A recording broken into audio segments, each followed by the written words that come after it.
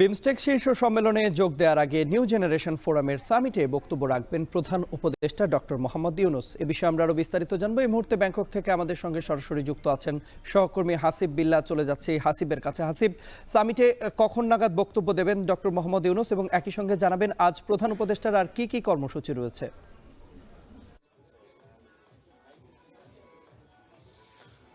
তন্ময়, এই ব্যাংকক সময় দুপুর 1টার দিকে ডক্টর মোহাম্মদ ইউনূস তিনি এই বিমানবন্দরে অবতরণ করেন এবং তারপরে এই হোটেল সাংগ্রিলা, যেখানে বিমস্টেক সামিট অনুষ্ঠিত হচ্ছে, সেখানে তিনি আসেন। সেই হোটেলে এখন অবস্থান করছেন। এখন এখানে প্রায় স্থানীয় সময় 4টা এবং তার কিছুক্ষণ পরেই প্রধান উপদেষ্টা ডক্টর মোহাম্মদ ইউনূস তিনি বক্তব্য দেবেন।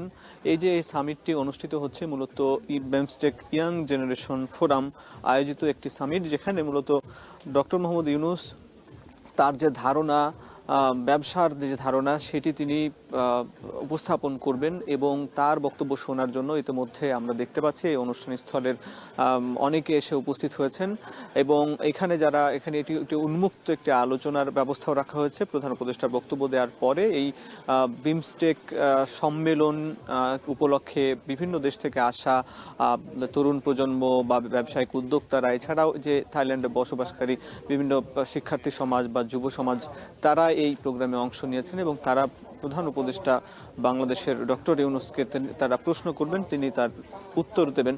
এবং মূলত আজকে প্রধান উপদেষ্টার এই ফোরামটি এখানে উনি তার ব্যবসার ধারণা উপস্থাপন করবেন এবং বিকেলে আজকে রাত 9টার দিকে আরেকটি কর্মসূচি আছে। সেখানে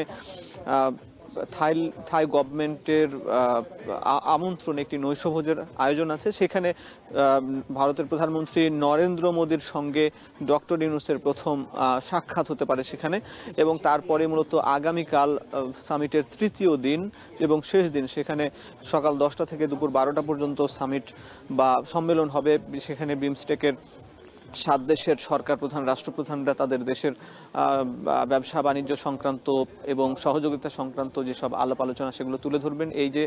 এই দক্ষিণ এশিয়ার এই যে দেশগুলোকে কিভাবে আরও এগিয়ে নিয়ে যায়, এটার বাণিজ্য অর্থনীতি এগিয়ে নিয়ে যায়, এ ব্যাপারে তারা আলাপ আলোচনা করবেন। তারপরেই মূলত 12টার দিকে প্রধান উপদেষ্টার সঙ্গে নরেন্দ্র মোদীর বৈঠক হতে পারে, যেখানে বাংলাদেশ এবং ভারতের যে অচলাবস্থা তৈরি হয়ে আছে সেটির কিছুটা লাঘব হবার সম্ভাবনা রয়েছে। বৈঠকের মধ্য দিয়ে ছিল সাফিন